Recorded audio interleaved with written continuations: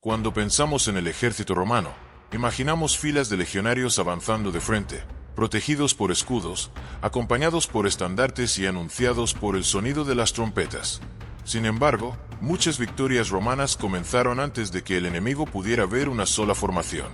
Roma utilizó exploradores, informantes, jinetes auxiliares, vías locales, marchas nocturnas, campamentos falsos y tropas ocultas detrás de bosques, colinas o elevaciones. Sus comandantes podían encender hogueras para fingir que permanecían en una posición mientras la mayor parte del ejército avanzaba en silencio hacia otro objetivo. Atacar de frente permitía demostrar disciplina y fuerza, pero también daba tiempo al enemigo para prepararse. Ocultar el movimiento aumentaba las posibilidades de victoria, aunque un solo error podía conducir a miles de soldados hacia una emboscada. El ejército romano no era invisible. Una legión transportaba armas, herramientas, alimentos, animales y equipaje, por lo que resultaba imposible eliminar todo ruido. El verdadero secreto consistía en esconder la intención, la ruta y el momento del ataque hasta que ya fuera demasiado tarde para reaccionar.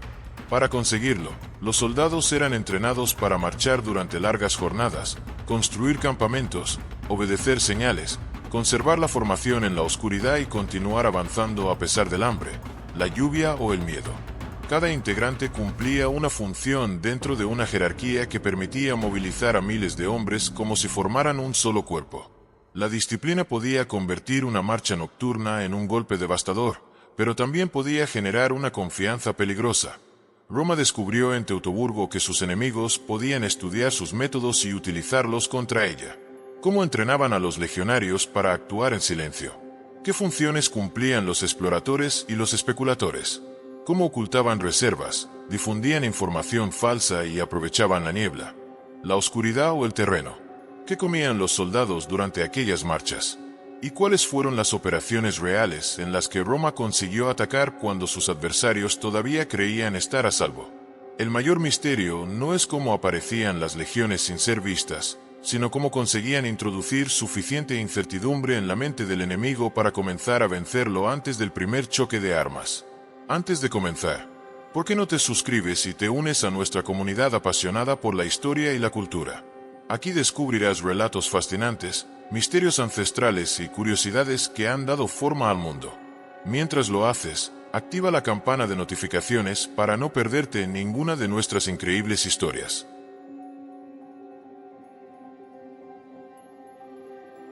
El ejército romano no nació como una máquina perfecta. Durante los primeros siglos de Roma estuvo formado por ciudadanos propietarios convocados para defender o ampliar su territorio. Combatían durante una campaña y después regresaban a sus campos. La guerra era una obligación cívica, pero también una oportunidad para obtener botín, prestigio y tierras. Roma recibió influencias de etruscos, latinos, samnitas y griegos del sur de Italia. Al principio utilizó formaciones pesadas semejantes a la falange, útiles en terreno abierto, pero difíciles de mantener entre colinas, bosques y caminos estrechos. Las guerras en Italia obligaron a crear unidades más flexibles, capaces de separarse y reunirse de nuevo. La formación cerrada ofrecía seguridad mientras todos permanecieran unidos, pero un terreno irregular podía convertirla en una trampa. Dividir el ejército aumentaba la movilidad, aunque exigía una disciplina mucho mayor. Durante la República Media, la legión se organizó en manípulos. Astati, príncipes y triarii combatían en líneas sucesivas, mientras velites y caballería apoyaban la acción.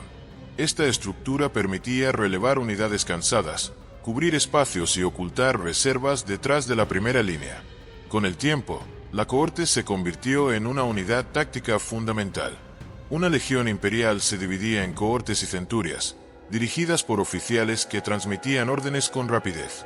Así podían moverse miles de hombres sin que cada soldado conociera el plan completo.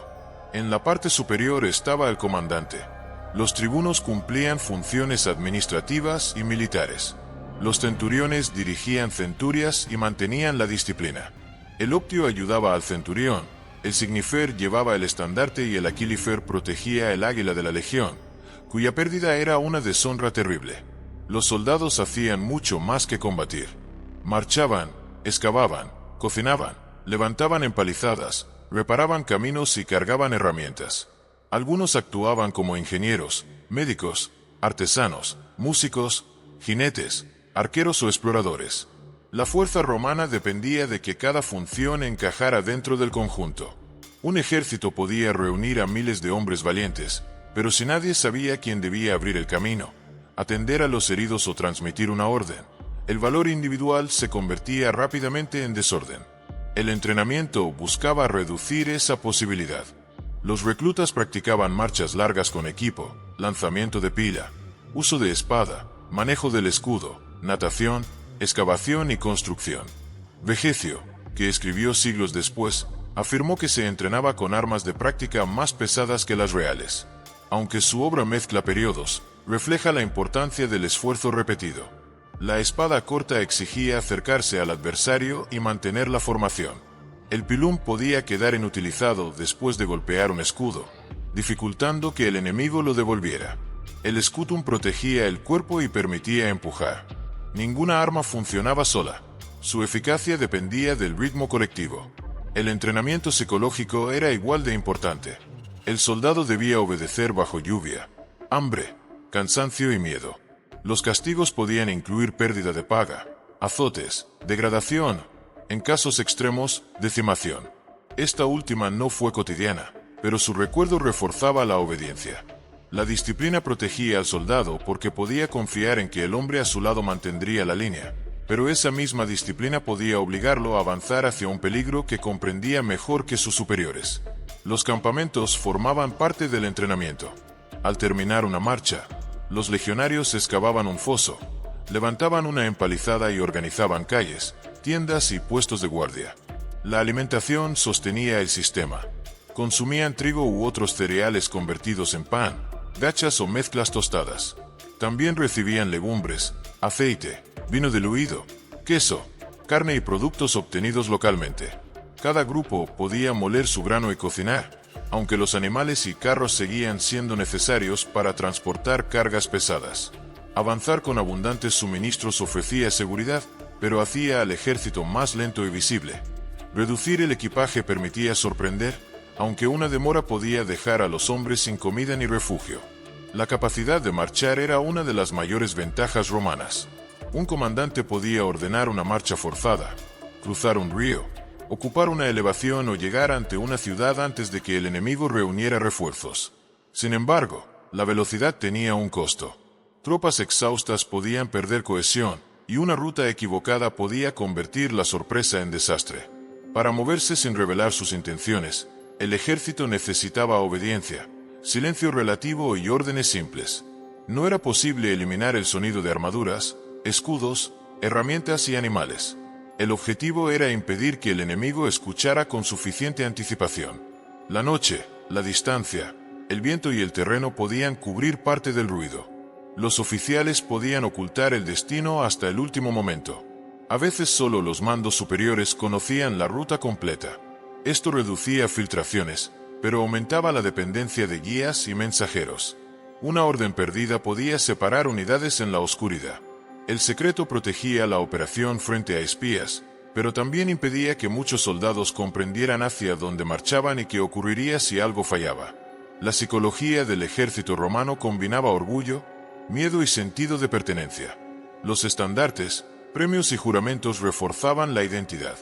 Una legión acumulaba reputación a lo largo de campañas, y sus hombres podían sentirse parte de una comunidad más duradera que cualquier comandante.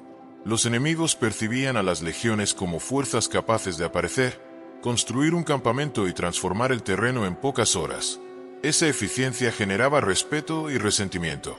Para pueblos acostumbrados a ejércitos reunidos solo durante ciertas temporadas, la permanencia romana parecía una amenaza constante. Roma no inventó la sorpresa ni el engaño. Aprendió de aliados y adversarios, adaptó técnicas y convirtió experiencias en rutina.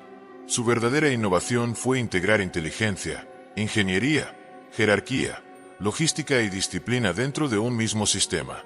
Pero todo ese poder dependía de una condición. Antes de moverse, el comandante debía saber que había más allá de la colina. Y cuando esa información faltaba o era falsa, la misma disciplina que hacía invencible a la legión podía conducirla, en perfecto orden, hacia su propia destrucción.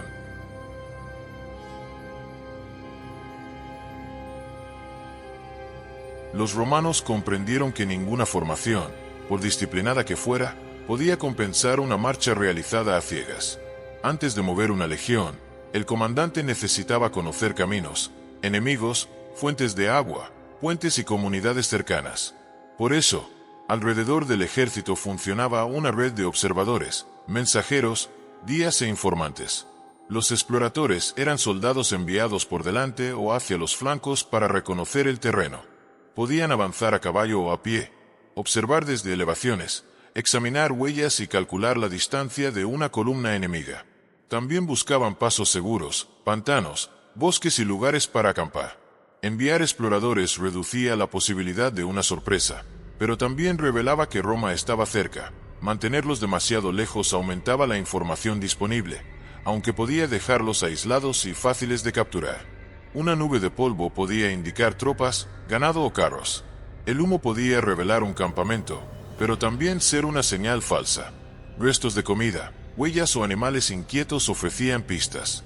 Cada detalle debía interpretarse con rapidez, porque una noticia podía perder valor en pocas horas.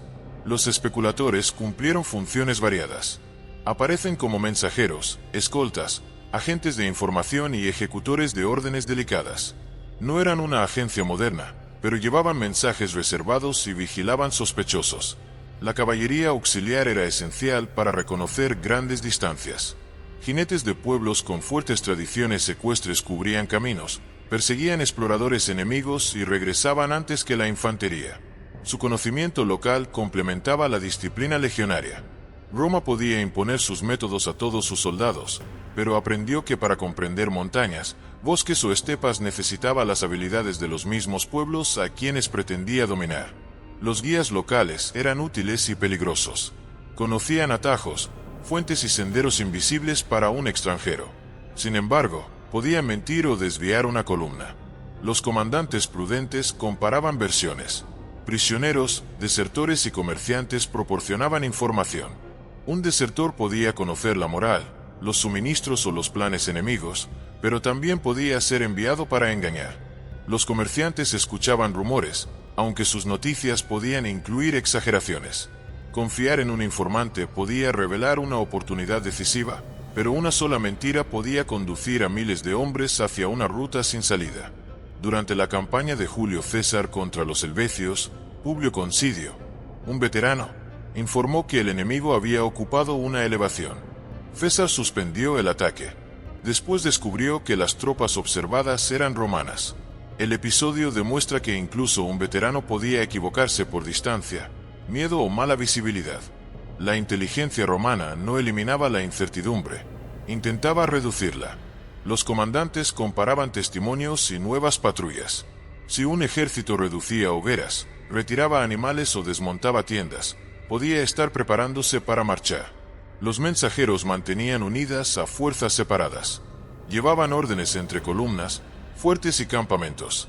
Un mensaje interceptado podía revelar un plan completo. Por eso las instrucciones podían ser breves, ambiguas para un extraño o entregadas oralmente. Compartir el plan con muchos oficiales facilitaba la coordinación, pero aumentaba el riesgo de filtración. Mantenerlo entre pocos protegía el secreto, aunque una muerte o un retraso podían dejar unidades sin dirección. Roma también utilizaba desinformación. Un comandante podía difundir rumores sobre un destino falso, mantener hogueras para simular presencia u ordenar movimientos visibles en una dirección mientras la fuerza principal avanzaba hacia otra. El objetivo no era esconder cada soldado, sino conseguir que el enemigo interpretara mal lo que veía. La vigilancia interna era igual de importante. Los campamentos controlaban entradas, contraseñas y guardias. Un infiltrado podía incendiar suministros o enviar señales. Capturar mensajeros permitía obtener noticias y descubrir qué creía el adversario. El ejército que controlaba la percepción podía obligar al enemigo a defender un lugar que nunca sería atacado, pero si el engaño resultaba evidente, la desconfianza podía arruinar operaciones futuras. Los enemigos de Roma aprendieron con rapidez. Los nervios, durante la campaña de César en la Galia, observaron que las legiones marchaban separadas por su equipaje. Atacaron cuando una parte había llegado al campamento y otra seguía en camino. La rapidez romana estuvo cerca de convertirse en vulnerabilidad. El caso más devastador ocurrió en el bosque de Teutoburgo, en el año 9 de nuestra era. Arminio, antiguo auxiliar y ciudadano romano, conocía la organización legionaria. Convenció a Publio Quintilio Varo de seguir una ruta difícil y preparó una emboscada. La columna se extendió entre bosques, lluvia y barro, sin espacio para formar. 3 legiones fueron destruidas. Roma había confiado en un aliado que comprendía sus métodos desde dentro. La derrota mostró que no bastaba observar al enemigo, también había que evaluar la lealtad de los aliados. Roma podía enseñar sus tácticas auxiliares y obtener soldados eficaces, pero cada hombre formado dentro de sus filas podía regresar algún día con el conocimiento necesario para derrotarlas. La psicología del espionaje estaba marcada por sospecha y presión. El explorador sabía que un error podía costar miles de vidas. El mensajero debía cruzar caminos peligrosos sin perder la orden. El informante podía ser recompensado por Roma y castigado por su propio pueblo. Los comandantes no buscaban certeza absoluta. Intentaban reunir suficiente información para decidir antes que el adversario. La velocidad importaba porque una noticia envejecía con cada hora. El valor podía ganar un combate, pero la información correcta podía conseguir que el enemigo llegara cansado, dividido o desorientado antes de que comenzara. Cuando los exploradores regresaban, el comandante transformaba sus informes en movimiento. Debía decidir qué ruta tomar, cuánto equipaje abandonar, dónde ocultar reservas y a qué hora iniciar la marcha.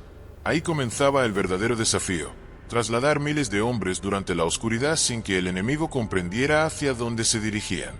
Los ojos ocultos de Roma podían descubrir una oportunidad, pero todavía faltaba atravesar la noche, conservar el silencio y llegar al lugar exacto antes de que aquella oportunidad desapareciera.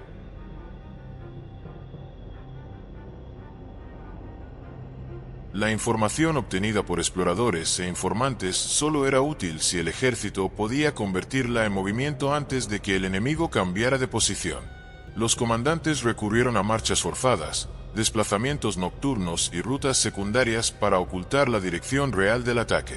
El objetivo no era hacer desaparecer una legión, sino impedir que el adversario comprendiera a tiempo dónde aparecería. Una marcha ordinaria ya exigía disciplina. Miles de hombres avanzaban con armas, alimentos y equipaje. Durante la noche, cada dificultad aumentaba. Un camino estrecho podía separar cohortes, una caída podía bloquear la columna y una orden mal escuchada podía provocar confusión. Por eso los oficiales reducían las instrucciones a órdenes simples. La oscuridad protegía el avance frente a observadores enemigos, pero también ocultaba barrancos, pantanos y errores capaces de destruir la operación antes de que comenzara. Los guías debían conocer senderos, pasos montañosos, vados y fuentes de agua. En territorio hostil, el comandante comparaba indicaciones y enviaba exploradores para confirmar la ruta. La velocidad fue una de las armas favoritas de Julio César. En la Galia, sus tropas ejecutaron marchas prolongadas y cruzaron ríos antes de que los adversarios reunieran fuerzas suficientes. La meta era aparecer antes de lo esperado.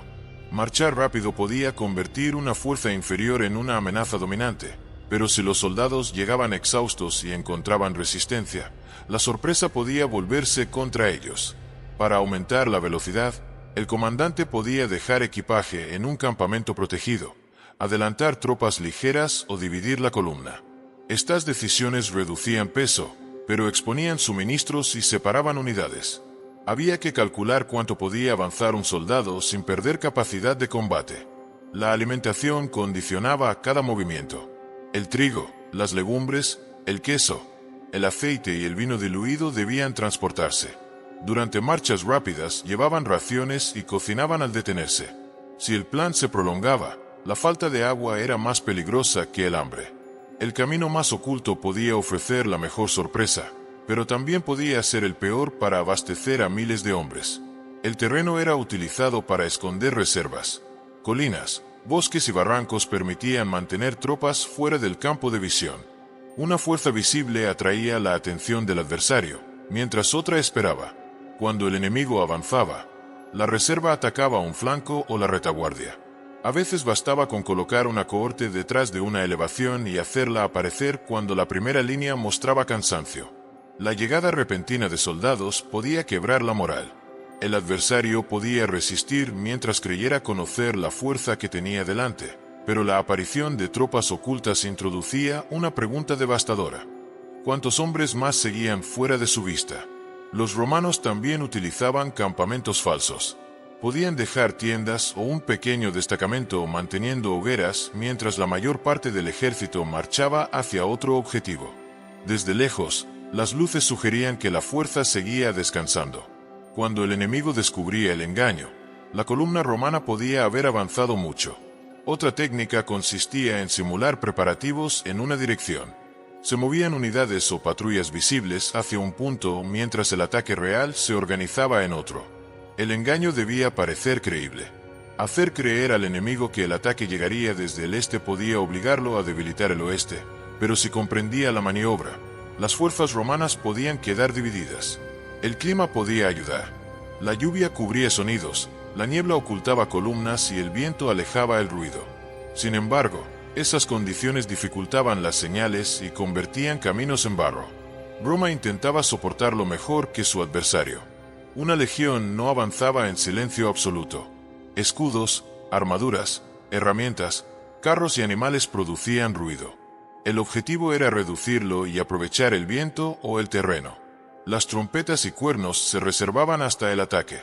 La noche permitía acercarse sin ser visto, pero un ejército que perdiera su orientación podía atacarse a sí mismo antes de encontrar al enemigo.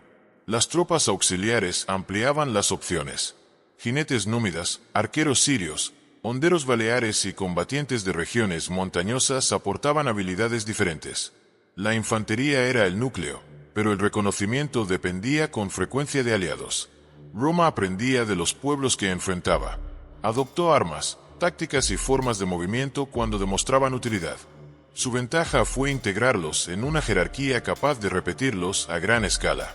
El orgullo podía llevar a un comandante a confiar solo en la fuerza romana, pero la supervivencia exigía reconocer que un guía local podía saber más sobre el terreno que toda una legión. Una operación exitosa necesitaba sincronización. La fuerza principal debía llegar al punto acordado y la reserva permanecer oculta. Si una columna se retrasaba, el ataque podía comenzar sin apoyo. La psicología del soldado durante una marcha nocturna era compleja. No veía con claridad, desconocía el destino y dependía de que el hombre delante siguiera el camino correcto. Un ruido aislado podía parecer una emboscada. La disciplina convertía esa ansiedad en obediencia. El legionario avanzaba porque confiaba en sus oficiales. Pero esa confianza tenía límites. En Teutoburgo, la columna siguió moviéndose bajo condiciones desastrosas porque la autoridad de Varo mantuvo el avance cuando el peligro era evidente. La obediencia podía permitir que miles de hombres alcanzaran juntos una posición imposible, pero también podía conducirlos en orden hacia una trampa. Cuando la maniobra funcionaba, el enemigo despertaba y descubría que los romanos ya habían ocupado una elevación, bloqueado un paso o rodeado un campamento. La sorpresa no dependía de invisibilidad, sino de tiempo. Bastaba con llegar unas horas antes. Al amanecer, la oscuridad dejaba de proteger a ambas fuerzas. Entonces el comandante debía decidir el instante del ataque. Revelar la reserva demasiado pronto permitía al enemigo reorganizarse. Esperar demasiado podía desperdiciar la ventaja. La sorpresa era temporal. Debía transformarse en acción antes de que el enemigo recuperara todo el control. Roma podía ocultar su movimiento durante toda la noche, pero la victoria dependía de un solo momento. Aquel en que las tropas abandonaban su escondite y convertían la incertidumbre enemiga en pánico.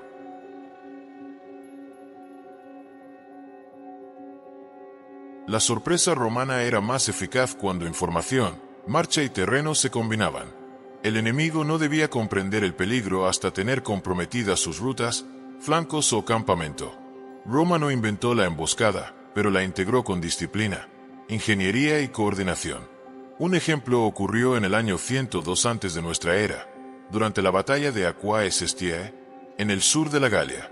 Cayo Mario enfrentaba a los teutones, que habían derrotado ejércitos romanos y sembrado temor en Italia. Antes del combate, ordenó a Marco Claudio Marcelo ocultarse con unos 3.000 hombres. La fuerza principal ocupó una elevación. Cuando los teutones atacaron la línea visible, Marcelo apareció sobre su retaguardia. El golpe fue obra de una reserva escondida hasta el momento decisivo. El enemigo tuvo que combatir en dos direcciones y perdió la posibilidad de reorganizarse. Mario podía utilizar a todos sus hombres en el frente y parecer más fuerte, pero escondió una parte del ejército y aceptó iniciar la batalla con menos tropas visibles para obtener una ventaja mayor después. Si Marcelo atacaba pronto, los teutones podían retirarse. Si llegaba tarde, la línea podía quebrarse. El éxito dependía de que miles actuaran según un plan que pocos conocían. Otro caso extraordinario ocurrió en África, en el año 203 antes de nuestra era. Escipión sitiaba Útica y negociaba con Sifax mientras observaba los campamentos enemigos. Durante las conversaciones, enviados romanos estudiaron tiendas, accesos y materiales. Escipión hizo creer que seguía preparando operaciones contra Útica. Mantuvo actividades habituales y ocultó su objetivo. Después condujo tropas durante la noche hacia los campamentos de Sifax y del general cartaginés Asdrúbal Giscón. Muchas estructuras númidas estaban hechas con materiales inflamables. Los romanos incendiaron primero el campamento de Sifax. El fuego se extendió y muchos hombres salieron sin armas, creyendo que se trataba de un accidente. Entonces fueron atacados. Las fuerzas cartaginesas acudieron para ayudar, pero Escipión había preparado otra parte del ejército para caer sobre ellas. El incendio podía abrir la victoria, pero si el viento cambiaba o el enemigo descubría el plan, los romanos podían quedar atrapados entre dos campamentos superiores en número. La operación mostró la dureza del ataque sorpresa. Muchos murieron mientras huían del fuego o buscaban sus armas. Roma redujo el riesgo de una batalla frontal aumentando la vulnerabilidad de hombres que apenas comprendían lo ocurrido. Las retiradas fingidas representaban otra forma de engaño. Una unidad podía avanzar y retroceder como si hubiera perdido valor. El enemigo, convencido de que había provocado una fuga, abandonaba su posición y comenzaba la persecución. Entonces encontraba tropas ocultas, caballería preparada o una línea que se volvía contra él. La maniobra exigía fingir miedo sin volverlo real. Los soldados debían conservar distancias, escuchar señales y girar a tiempo. Una retirada sin cohesión ya no era engaño, sino derrota. El comandante podía atraer al adversario hacia una trampa, pero también podía descubrir que sus propios hombres preferían seguir huyendo antes que obedecer la orden de regresar. Los asedios también incluían acciones ocultas. Los romanos excavaban minas bajo murallas, intentaban abrir túneles, escalaban durante la noche o coordinaban ataques en distintos puntos. Los defensores respondían con contraminas y escuchaban golpes bajo el suelo. Una ciudad podía parecer segura mientras debajo avanzaba un túnel destinado a provocar un derrumbe. Derribar una muralla con máquinas mostraba poder, pero entrar por una abertura secreta podía evitar meses de sitio. Si el túnel era descubierto, los atacantes quedaban encerrados bajo tierra. La sorpresa no siempre favoreció a Roma. En el año 217 antes de nuestra era, Aníbal preparó una de las mayores emboscadas de la antigüedad junto al lago Trasimeno. Ocultó tropas entre colinas y permitió que el ejército del cónsul Cayo Flaminio avanzara por un paso estrecho entre el lago y las elevaciones. La niebla reducía la visibilidad. Cuando gran parte de la columna romana entró en la zona elegida, los cartagineses atacaron desde varios puntos. Los legionarios no tuvieron espacio para desplegarse y muchos fueron empujados hacia el agua. La disciplina perdió valor porque las unidades no podían verse ni recibir órdenes claras. La derrota demostró que una legión preparada para combatir de frente podía ser destruida si el enemigo controlaba el momento y el terreno. La prisa de Flaminio y el reconocimiento insuficiente contribuyeron al desastre.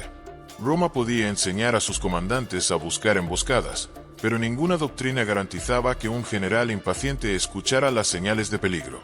Más de 2 siglos después, Teutoburgo repitió la lección. Arminio utilizó información interna, mal tiempo, caminos estrechos y ataques repetidos contra una columna extendida. Los romanos intentaron construir campamentos y mantener el orden, pero cada jornada redujo su número, su moral y su capacidad para formar. Las operaciones ocultas no fueron ejecutadas por una unidad secreta vestida de negro ni por asesinos semejantes a los de la ficción moderna. Participaban legionarios escogidos, auxiliares, jinetes, ingenieros, exploradores y destacamentos formados según la misión. La selección dependía de experiencia, resistencia y conocimiento del terreno. La leyenda del comando romano nace de interpretar técnicas antiguas con categorías actuales. Realizaron infiltraciones y ataques nocturnos, pero no poseían fuerzas especiales permanentes como las modernas. Su ventaja era coordinar funciones distintas bajo un solo mando. El soldado individual no era invisible, pero el plan podía permanecer oculto hasta el momento en que ya no existía una salida segura para el enemigo. El éxito dependía de detalles mínimos: una contraseña correcta, una antorcha encendida a tiempo, una cohorte inmóvil o un guía que reconociera el sendero. Una falla podía hacer que aliados se atacaran o que la reserva llegara tarde. Roma convirtió estas experiencias en ejemplos para futuros mandos. Generales y autores estudiaron victorias y derrotas para comprender cómo engañar, reconocer trampas y utilizar la incertidumbre. Pero el legado más importante no estaba en copiar una emboscada específica, sino en aprender que la batalla podía decidirse antes del choque de escudos, cuando un comandante conseguía controlar lo que el otro creía estar viendo.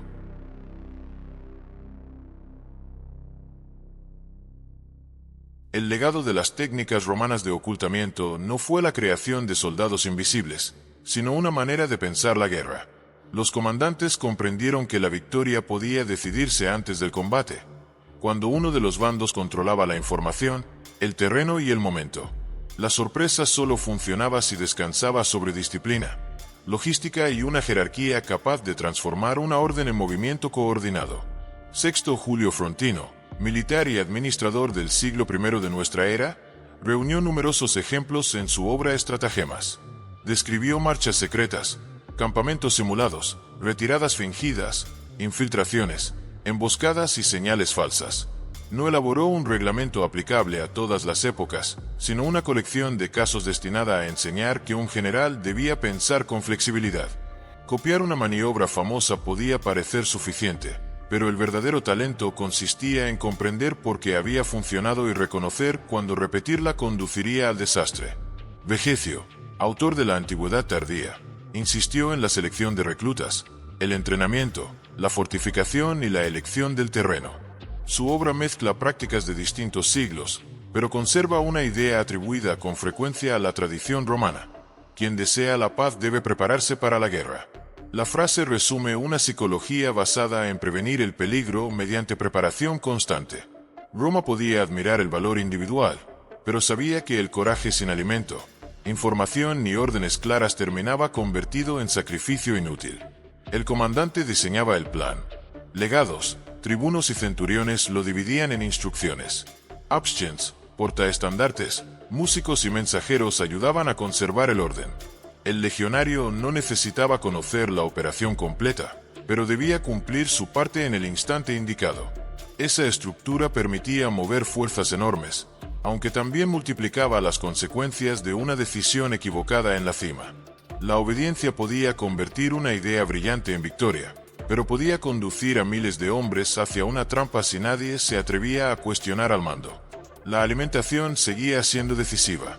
Cereales, legumbres, aceite, queso, vino diluido y carne sostenían las marchas. Cada soldado podía cargar parte de sus raciones, pero un ejército necesitaba animales, carros, depósitos y rutas seguras. Sin agua, la velocidad desaparecía. Sin comida, una columna secreta se transformaba en una multitud exhausta. La percepción exterior del ejército romano combinaba temor y admiración.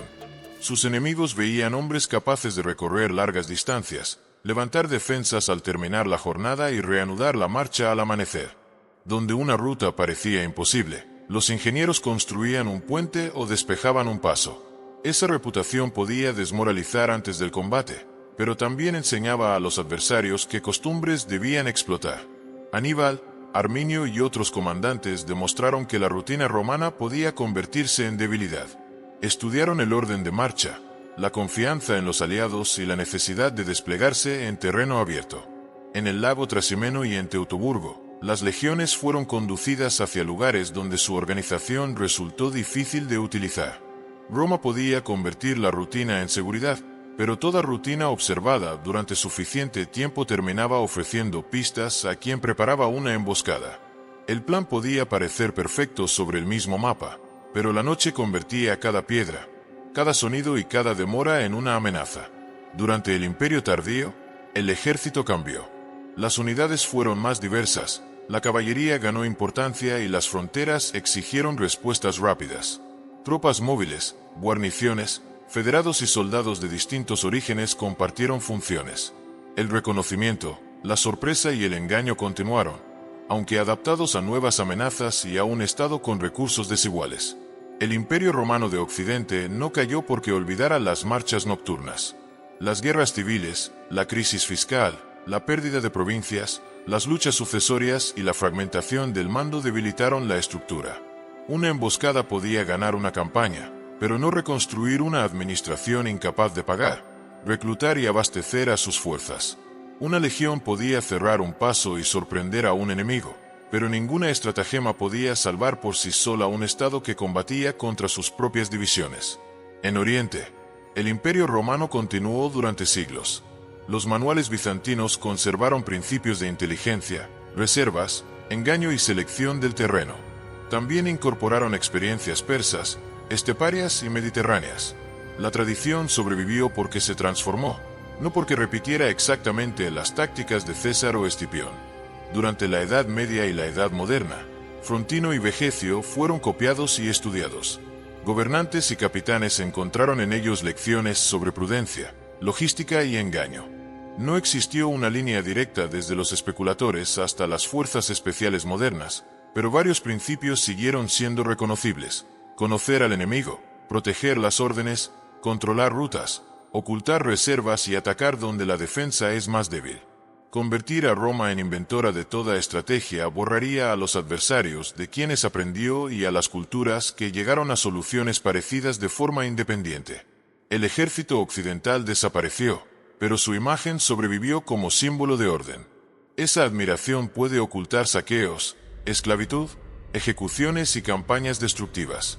La eficacia no convierte una técnica en algo justo. El ataque sorpresa protegía a los legionarios, pero podía significar que otros hombres fueran alcanzados mientras dormían o huían del fuego. El legado más profundo no fue una receta secreta. Fue comprender que la batalla comenzaba en la mente, el mapa y la marcha.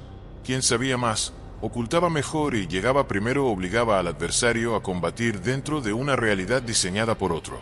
Las legiones nunca fueron invisibles. Eran demasiado numerosas, pesadas y ruidosas. Lo que Roma trataba de volver invisible era su intención.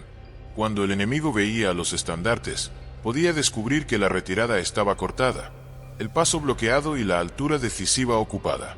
La mayor arma oculta de Roma no fue un asesino silencioso ni una unidad misteriosa. Fue la incertidumbre. Saber que las legiones estaban cerca, pero ignorar cuándo aparecerían, desde dónde atacarían y cuántos hombres seguían esperando fuera de la vista.